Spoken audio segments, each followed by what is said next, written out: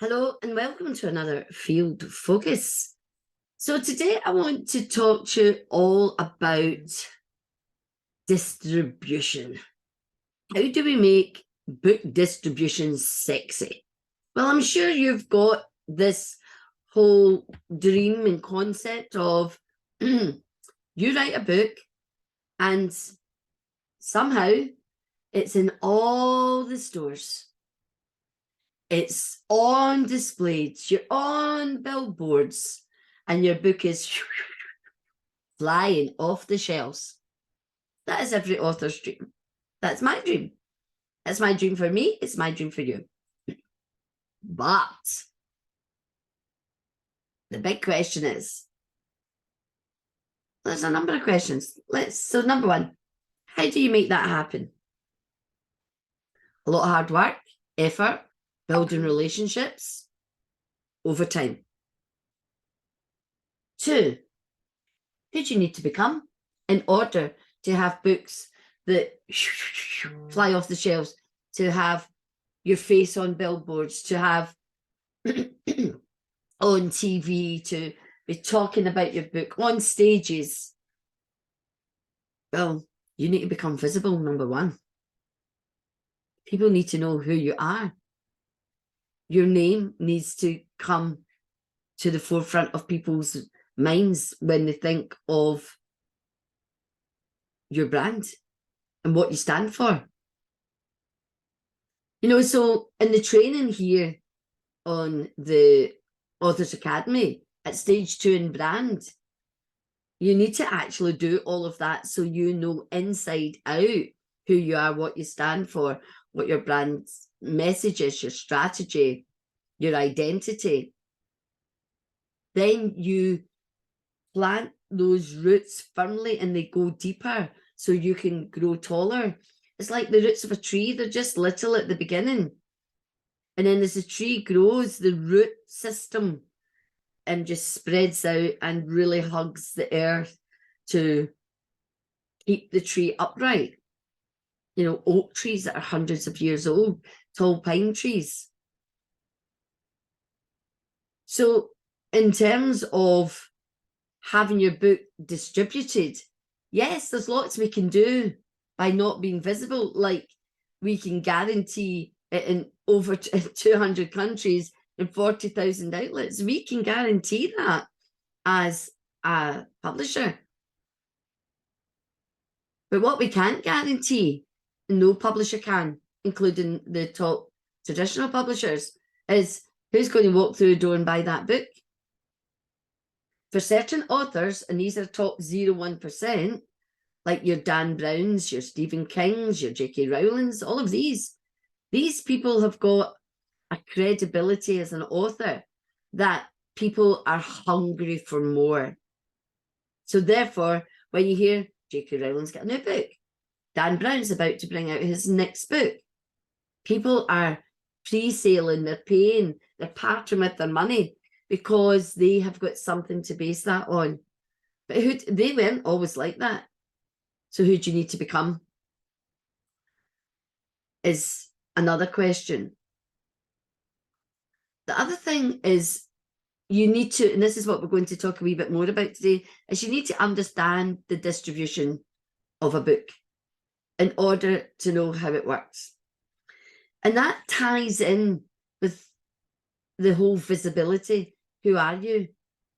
You can be the best author, you can write the greatest book, but if nobody knows who you are and knows your work, what you stand for, what you stand against, your book's not going anywhere other than your warm market, family and friends, and, you know, them saying, oh, you know, cousins and maybe friends in business will buy your book to support you. But we need to extend way beyond that inner circle and maybe the second ring. We need the ripple effect going on and on and on. And we need distribution to help us globally. So let me talk about that. So one of the things that all publishers need is to have access to a distribution centre. And we feel very blessed and fortunate that as a new publisher, we were able to get the assistance of Gardner's, one of the main book distribution centres in the UK. So we were very proud of that fact, because we've known other publishers that's taken a number of years, and we did that just around a year or so of being in business. So, but what does that mean?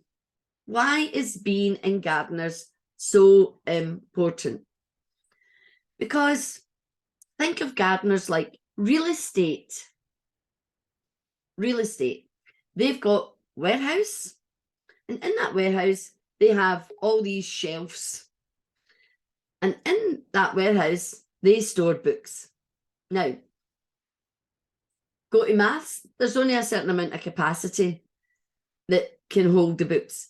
Now, given that every year there's hundreds of thousands of books published, but they're not all in the distribution centre either. So you've kind of reduced that rate. But they're held physically. So this is not print on demand. This is properly printed books that are stored in Gardner's. Now, so what happens here at BBP, and you probably can multiply the numbers by publishers who have been going longer than us. So let's talk about a new book that's coming out today. So we've got Adesola's Lessons Life Has Taught Us. This is very exciting for us, because when we send them the information that we've got a new book coming out, they'll go to us, they see it on Nielsen. That's another part of distribution, but we're not talking about that today. They'll go, we get an email, and it goes to Sarah, because she's in charge of everything production, which distribution comes under. And they'll say, send us 10 copies of your book. So we pack up 10 copies and we send it off. Or now, authors, you'll be asked to send it off to Gardner's, because obviously I'm limited with the stock I can carry in my house. So that goes off. So Adesola's book's not even launched yet. Last week, they asked for another 24 copies to be sent.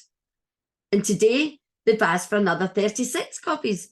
So obviously the pre-sales of that book and the expectation of that book is going crazy. So already, before the book's published, we've got 50, 60, 70 books, plus wherever else people are buying it from, Amazon, wherever else. Because the Amazon books are print on demand. So they're over and above. So already it's great. But how good would it be if Gardner's, when that book came out from Brilliance Publishing, went, we want 100 of that book? And then they asked for another 100 a couple of weeks later, and or I want 1,000 copies of your book on our shelves. But you need a reputation. They need to know who you are. They need to know. So as a publisher, we need to get better at book sales. And that's down to the authors. That's down to the marketing and PR. And obviously an anthology, the book sales should be greater, because you've got all the people that's in the anthology. If everybody pulls their weight and move in the one direction, your book sales should be quite high. So, you know, but let me talk about that. So it's real estate, and they've only got a finite amount of space. And it works like this. If we send 10 or 20 books to Gardner's, and we're not working together in marketing, you're not being visible and talking about your book, and not just going, oh, buy my book. It's not about going, buy my book. It's talking about the journey. It's talking about you. It's talking about the characters in your book. It's talking about some of the aspects in your book. It's talking about the themes of the book. It's reading little passages. 15 seconds of reading a very profound sentence can be enough to make people intrigued and think, oh, I want to buy that book. So it's not one thing. It's a whole... I always think about it as I've got all these swirling things happening above my head. And they're all over the place. They're higgledy-piggledy. So we work hard. And when they get them in alignment and they make a beautiful circle, they pick up speed. And that's when things happen. But if they're still all higgledy-pickledy and you're not aligning them, you're not joining the dots, whatever you're going to say, it's going to be a struggle. So if gardeners, you send 20 books to gardeners and you don't sell them within, I think it's around 4 weeks, they send them back to me. And then maybe a month later or whatever time later, they'll go, can you send me more books back? They won't take the books and keep them there for a year in case they sell. No, because books are coming out all the time. So you need to make sure your book is drip, drip, drip, selling. You know, so all these books, so like Dougie Bain that won the Booker Prize, I don't know, was it 3 years ago or something, 2-3 years ago. So that book had a big flurry at the start, but it had good momentum for quite some time because I know I didn't buy it straight away. I wanted to buy it straight away, but life gets in the way. So I eventually did buy it, you know, so these sales are just being generated because I'm continually seeing Dougie Bain, Booker Prize, Dougie Bain, Harry Potter, feel it to heal it, untapped potential. So unless people are hearing it and they need around 10 times psychologically, the subliminal messages, they need to see it. That's why the big posters and the billboards grab your attention. But that costs money. That costs money. So the expectation as a new author of someone who's unknown, we have to get real. Anybody can be an overnight success, but it takes time. It takes time, it takes energy, it takes effort, it might take more investment. But you need to know why you've written that book in the first place, and that's where we start. We start with that all the way back at brand. That's how I say you need to know who you are. And you need to get out of your own way and let the world know who you are and what your book's about and why you're writing it and why it's the best book and why they need to read it. You need to have a love affair, a passionate love affair with your readers. And if you don't have that, then your book's not going anywhere. So distribution with gardeners, and that's what I wanted to talk to you about, depends on all the other work that you're doing around it. They will take your book, they will sell it. The more demand there is for the book, the more they ask. So we've gone from 10 to 24 to 32 books within 2 weeks. Not even that a week. Who knows what the next, they might ask for 50. Who knows? We don't know. And that's why I can't guarantee how many books your book will sell, because I don't know what you're doing. I know what we might do together, but what else are you doing? What else are you doing? So obviously, if you look at LinkedIn just now, Adesola's books everywhere. It's everywhere. So it launches this week. Exciting times. Very exciting. And it's exciting for us to have that amount of interest in a book before it even launches. That gives me hope. So it's possible. So guess what happens once I know it's possible? I'm going to work like Billio with authors to do it, but it's a partnership. I can tell you, but you need to be doing the work. That sounds a bit like tough love. And if that's how you take it, then yes, because your success is my success. So if you're not successful, I'm not successful. That's why I put in the hours I do, because I want to find as many answers as I can in order to do that. The next time I'm going to talk about the bookseller and how important the bookseller is to distribution. But today it's gardeners, where all the books are stocked that are sold in the shops. All those books that you see on those shelves in the shops come from mainly gardeners. There's 1 or 2 other distribution centres, but mainly gardeners. You only need one distribution centre. You don't need to go elsewhere. So we're with gardeners, and that's the top one. So we're happy. But we need to work together. The books will only stay in gardeners as long as you're putting in the effort, talking about your book and making it exciting. Making it exciting. Getting on podcasts, getting in front of the right people, being in front of your audience. It's no point in being on a podcast if it's not your ideal reader. So all the dots need to be in alignment. So who's my brand audience? Where do I find them? Where do they hang out? Who else is promoting my brand audience? What magazines can I get in? What podcasts can I get on? What can I do? Can I create my own podcast? See, don't wait for other people. Do it yourself. That's why we now have a magazine, a podcast, and a TV. Because I created it. I wasn't waiting for anybody else. I'm not saying mine's is as good as UK TV or something like that. No, but it can get there. You have to have belief. I can mindset, determination, and make it happen. Put the energy in. Find people to support you. Get ambassadors. Find great people to interview. So there's lots you can do. I could talk all day. But anyway, so distribution in the UK is done through gardeners with physical books where they store them.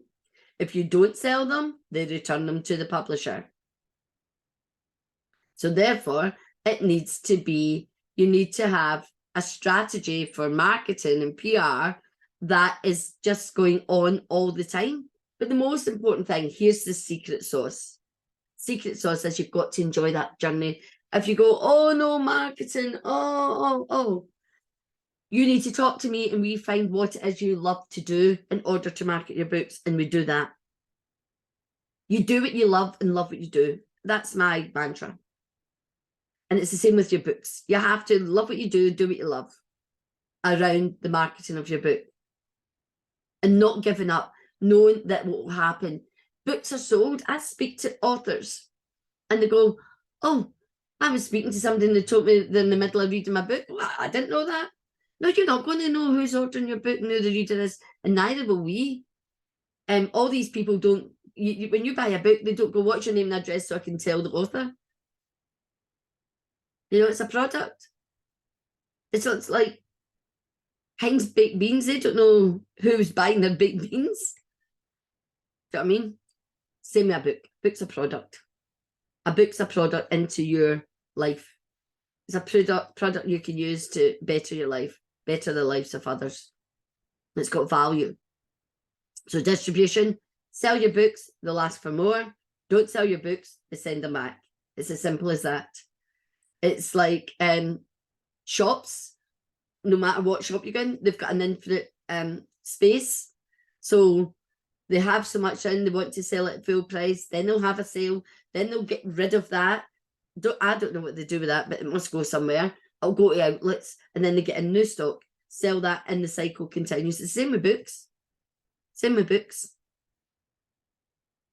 Same with books. Gift your book to your library. Anyway, that's another one. Sorry, ideas are coming into my head, you see. So that's what Gardener's distribution is all about. So the books need to get sent, which means there's postage and packaging involved, and that's the price you pay. It's not about, if you're looking at it from a financial point of view, unless you're selling tens of thousands, it's not always going to be. But what I want to say, if you're sending books to gardeners, second class is enough. We can send up to 10 books for under a tenner, which is all right. So you want them to be ordering 10 books at a time, not one. We had an order for one book. So that's £2 something or £1 something, I don't know. Depends on the weight of the book, you know. But these costs have to be paid.